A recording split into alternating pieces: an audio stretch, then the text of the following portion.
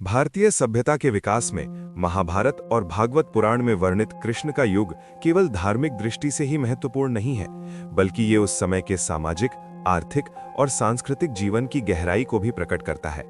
कृष्ण युग को समझना एक ऐसे समय को समझना है जब समाज संक्रमण के दौर से गुजर रहा था, जहां ग्रामीण जीवन, पशुपालन और प्रारंभिक शहरी संरचनाएं एक साथ विकसित हो रही थीं, और जीवन की मूल धारा धर्म, कर्तव्य और सामाजिक संबंधों से संचालित होती थी।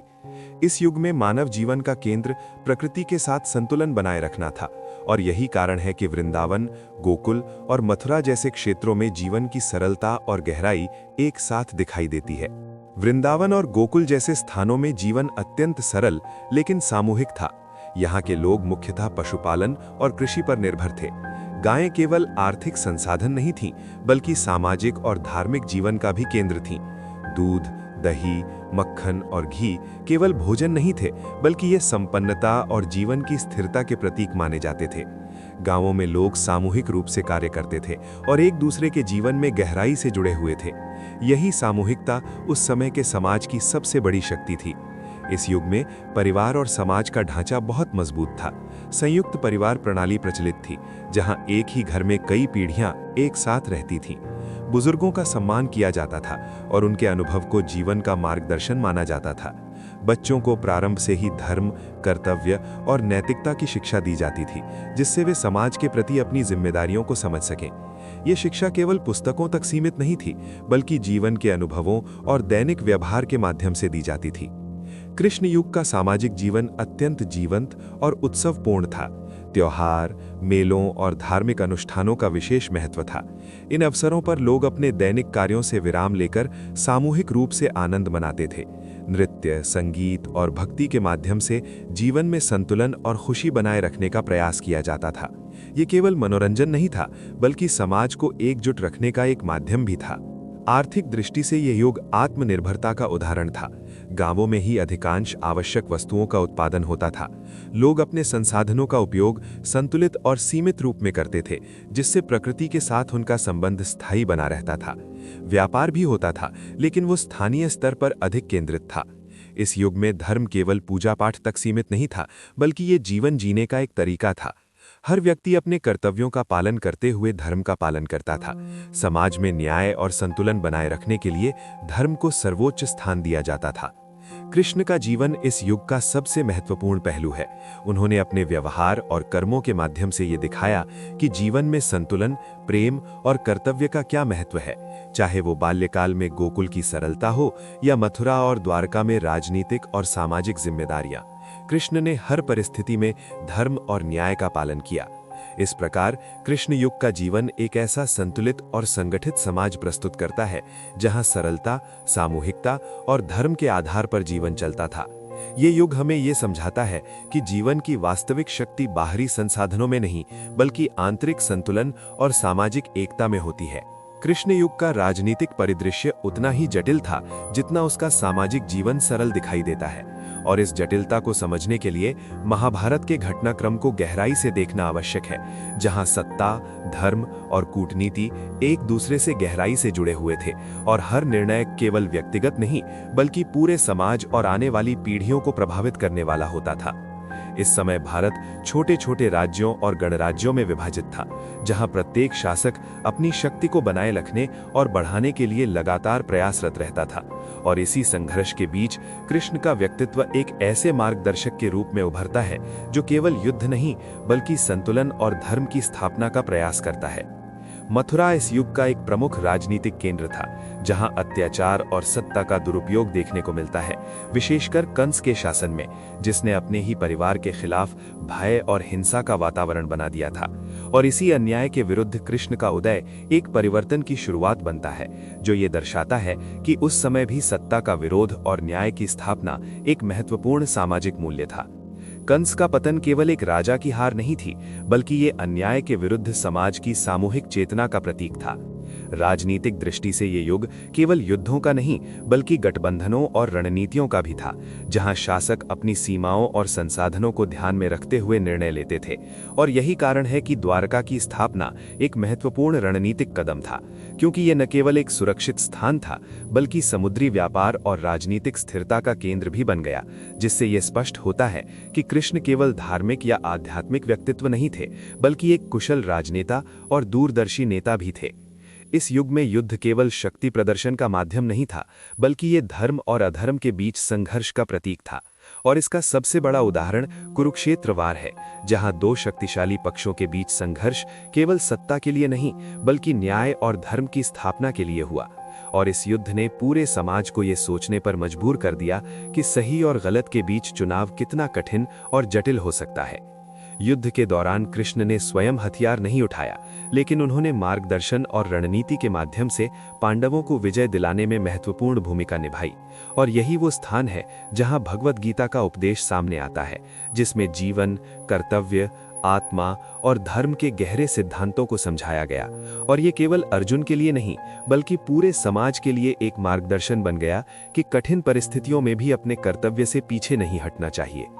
इस युग की एक महत्वपूर्ण विशेषता ये थी कि राजनीति और धर्म अलग अलग नहीं थे बल्कि दोनों एक दूसरे के पूरक थे, जहां शासकों से अपेक्षा की जाती थी कि वे केवल सत्ता का उपयोग न करें बल्कि धर्म के अनुसार शासन करें, और यदि वे ऐसा करने में असफल होते हैं तो उन्हें हटाना भी उचित माना जाता था, जैसा कि कंस और अन्य अत्याचारी शासकों के साथ हुआ। सामाजिक संघर्ष भी इस युग का एक महत्वपूर्ण हिस्सा था, जहां परिवारों के भीतर भी मतभेद और सत्ता के लिए संघर्ष देखने को मिलता था। और ये हमें ये समझाता है कि मानव स्वभाव और उसकी इच्छाएं समय के साथ बहुत अधिक नहीं बदलती, लेकिन उन्हें नियंत्रित करने के लिए धर्म और नैतिकता का होना आवश्यक है। कृष्ण का योगदान इस पूरे राजनीतिक और सामाजिक संघर्ष में बैलेंस बनाए रखना था। उन्होंने ये दिखाया कि केवल शक्ति से नहीं बल्कि बुद्धि, धैर्य और सही समय पर सही निर्णय लेने से ही स्थायी समाधान संभव है। और यही कारण है कि उन्हें केवल एक देवता नहीं बल्कि एक आदर्श राजनेता और मार्गदर्शक के रूप में भी देखा जाता है। इस प्रकार कृष्ण युग का राजनीतिक जीवन हमें यह सिखाता है कि सत्ता, युद्ध और संघर्ष के बीच भी धर्म और न्याय को बनाए रखना संभव है, यदि नेतृत्व में दूरदर्शिता और संतुलन हो। और यही वो आधार है जिसने उस समय के समाज को स्थिरता प्रदान की, भले ही परिस्थितियां कितनी भी चुनौतीपूर्ण क्यों न रही हों। कृष्ण युग का सांस्कृतिक और आध्यात्मिक जीवन उस समय की सभ्यता की आत्मा को प्रकट करता है, जहां जीवन केवल भौतिक आवश्यकताओं तक सीमित नहीं था बल्कि उसमें गहराई से भावनाएं, भक्ति और आंतरिक शांति का समावेश था। और इस पूरे सांस्कृतिक ताने बाने के केंद्र में थे कृष्ण, जिनका जीवन केवल एक शासक या योद्धा का नहीं बल्कि एक ऐसे मार्गदर्शक का था जिसने समाज को प्रेम, संगीत, भक्ति और संतुलन का मार्ग दिखाया।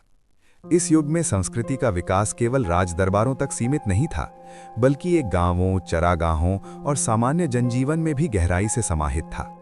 वृंदावन और गोकुल जैसे क्षेत्रों में जीवन की सबसे बड़ी विशेषता थी उसकी सहजता और भावनात्मक गहराई, जहां लोग प्रकृति के साथ जुड़कर जीवन जीते थे और हर गतिविधि में एक प्रकार की आध्यात्मिकता का अनुभव करते थे। चाहे वो गायों को चराना हो, दूध दही बनाना हो या फिर शाम के समय सामूहिक रूप से गीत और नृत्य करना हो। यही वो वातावरण था जहां भक्ति केवल एक धार्मिक क्रिया नहीं थी बल्कि जीवन का स्वाभाविक हिस्सा थी। इस युग में संगीत और नृत्य का अत्यंत महत्वपूर्ण स्थान था और इसका सबसे सुंदर उदाहरण है कृष्ण का बांसुरी वादन, जो केवल एक कलात्मक अभिव्यक्ति नहीं बल्कि एक आध्यात्मिक अनुभव माना जाता था। कहा जाता है कि उनकी बांसुरी की धुन सुनकर लोग अपनी सारी चिंताएं भूल जाते थे और एक अलग ही आनंद की स्थिति में पहुंच जाते थे। और यही वो स्थिति थी जहां भक्ति और प्रेम का सबसे शुद्ध रूप दिखाई देता था। गोपियों का कृष्ण के प्रति प्रेम इस युग की सबसे गहरी और प्रतीकात्मक घटनाओं में से एक है, जहां प्रेम को किसी भौतिक या सामाजिक बंधन में नहीं बांधा गया बल्कि इसे आत्मा और परमात्मा के बीच के संबंध के रूप में देखा गया। और यही कारण है कि इस प्रेम को भक्ति का सर्वोच्च रूप माना गया, जहां व्यक्ति अपनी पहचान और अहंकार को छोड़कर पूर्ण समर्पण की स्थिति में पहुंच जाता है। धार्मिक दृष्टि से ये युग अत्यंत समृद्ध था, जहां यज्ञ, पूजा और अनुष्ठानों के साथ साथ व्यक्तिगत भक्ति का भी महत्व था। और यही संतुलन इस युग को विशेष बनाता है, क्योंकि यहाँ धर्म केवल बाहरी क्रियाओं तक सीमित नहीं था, बल्कि ये व्यक्ति के आंतरिक विकास और आत्मिक शांति से भी जुड़ा हुआ था। और इसी कारण भगवद गीता के उपदेशों ने इस युग को एक गहरी दार्शनिक दिशा प्रदान की। कला और शिल्प भी इस युग में विकसित हो रहे थे, जहां मिट्टी के बर्तन, वस्त्र निर्माण और आभूषणों का निर्माण स्थानीय स्तर पर होता था, और इन सब में एक प्रकार की सुंदरता और उपयोगिता का संतुलन दिखाई देता था। ये केवल आर्थिक गतिविधि नहीं थी, बल्कि ये लोगों की रचनात्मकता और सांस्कृतिक पहचान का हिस्सा था। समाज में स्त्रियों की भूमिका भी महत्वपूर्ण थी। वे केवल घर तक सीमित नहीं थीं, बल्कि वे सामाजिक और सांस्कृतिक गतिविधियों में भी भाग लेती थीं, चाहे वो त्योहारों का आयोजन हो, धार्मिक अनुष्ठान हो या फिर परिवार की देखभाल। उनका योगदान समाज की स्थिरता और संतुलन के लिए अत्यंत आवश्यक था। इस युग की एक और विशेषता थी जीवन में संतुलन की भावना, जहां भौतिक और आध्यात्मिक दोनों पक्षों को समान महत्व दिया जाता था।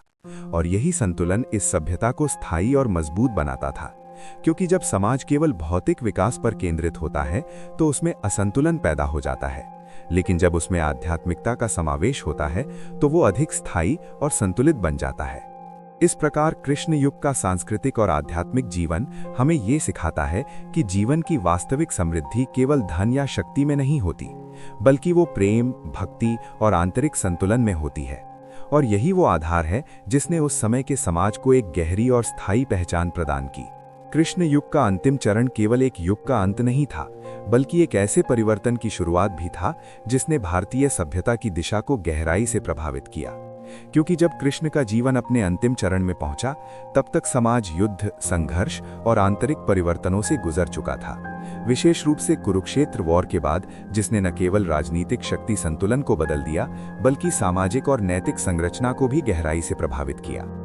महाभारत युद्ध के बाद समाज में एक प्रकार की शून्यता और पुनर्निर्माण की स्थिति उत्पन्न हो गई थी, क्योंकि इतने बड़े संघर्ष ने कई राजवंशों और परिवारों को समाप्त कर दिया था, और जो बचे थे उन्हें एक नए सामाजिक और राजनीतिक ढांचे को स्थापित करना था। इस समय धर्म और न्याय की पुनः स्थापना की आवश्यकता पहले से अधिक महसूस की जाने लगी, और यही वो समय था जब कृष्ण के द्वारा दिए गए उपदेश, विशेषकर भगवद गीता के सिद्धांत, समाज के लिए मार्गदर्शक बने। कृष्ण के जीवन के अंतिम वर्षों में द्वारिका एक समृद्ध और संगठित नगर के रूप में विकसित हो चुका था, लेकिन समय के साथ वहां भी आंतरिक संघर्ष और नैतिक गिरावट के संकेत दिखाई देने लगे।